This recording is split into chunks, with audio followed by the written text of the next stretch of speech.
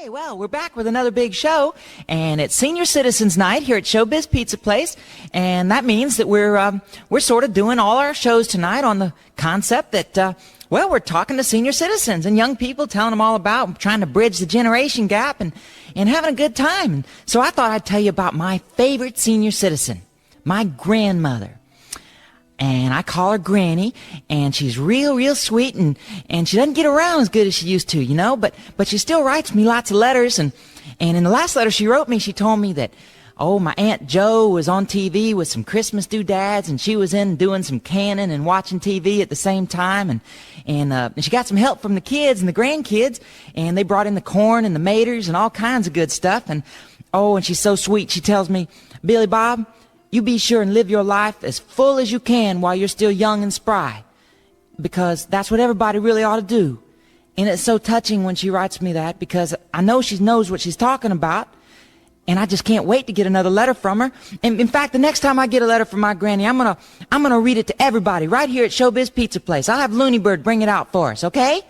Hey, Billy Bob! Hey, guess what? I got a letter from your granny right here. You do? You got a letter from my grandmother? Yeah, I sure do. I got it right here. Wait a minute, let me go down and get it. Okay, I got it. Oh, Looney Bird, will you read it to us? Sure, Billy Bob. Okay, it says, Dear Billy Bob, how are you? Looney Bird, wait, Looney Bird. My granny always calls me William Robert. Are you sure it says Billy Bob on there? Wait a minute, let me go check. I think my contacts need cleaning. Just a second. Yeah, okay. Okay. Oh, my mistake.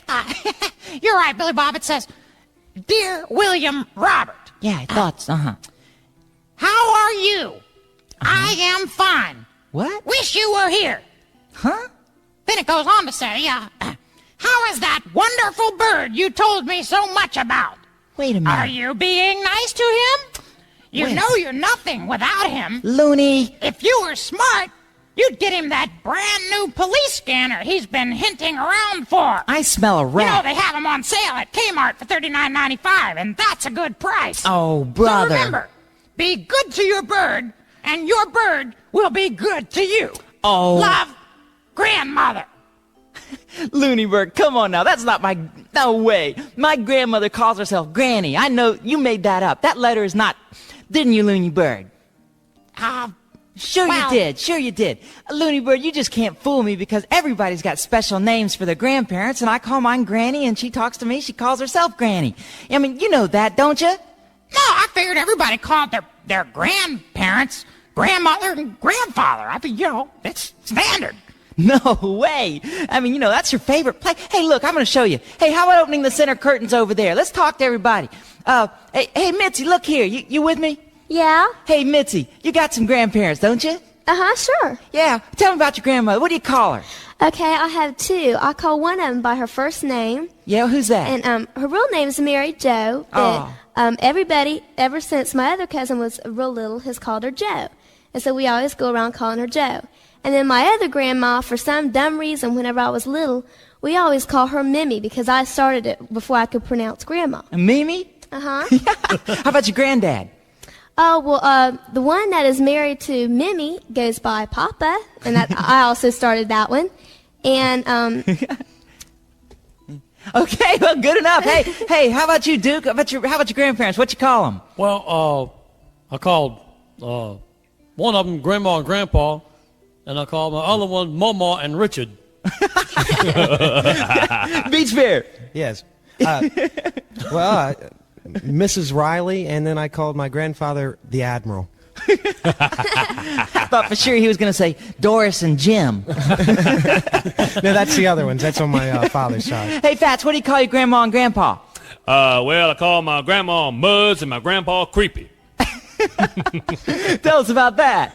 Well, when I was just little, I couldn't, I don't know, I just called him Creepy because he kind of looked creepy. No, he liked that name. Hey, listen, that's real cute. Well, anyway, it proves the point, Looney Bird, and we're going to dedicate this next song to everybody's grandmother. That's everybody on the stage here and everybody out there. This is to grandmother. This is to the Admiral.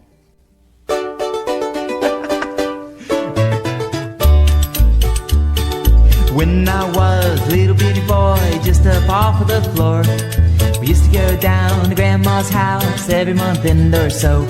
We'd eat chicken pie and country ham and homemade butter on the bread. But the best darn thing about Grandma's house was a great big bed. It was 9 feet high and 6 feet wide and soft as a downy chick. It was made from the feathers of 411 geese and a whole bunch of cloth for the tick. It'd hold 8 kids and 4 hound dogs and a piggy we'd stolen from the shed. We didn't get much sleep, but we had a lot of fun on Grandma's feather bed.